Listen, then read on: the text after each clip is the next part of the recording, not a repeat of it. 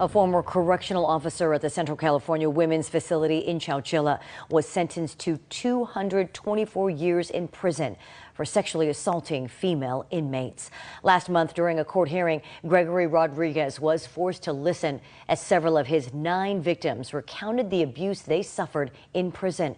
Rodriguez was convicted of more than 60 counts of sexual assault. Well, the judge delayed sentencing for Gregory Rodriguez. He again came face to face with several of his victims. Years later, their emotions still raw. You may not remember me, but I have never been free from you.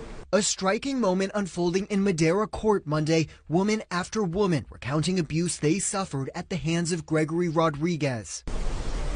You raped me.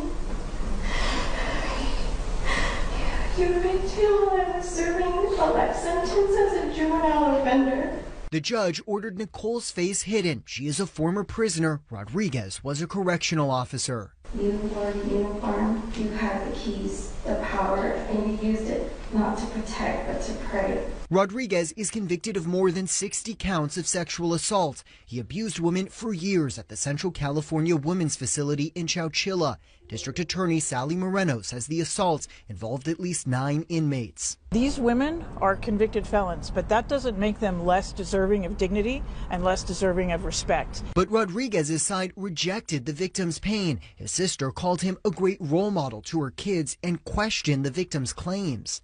Why go back a second and a third time? They could have refused after the first time.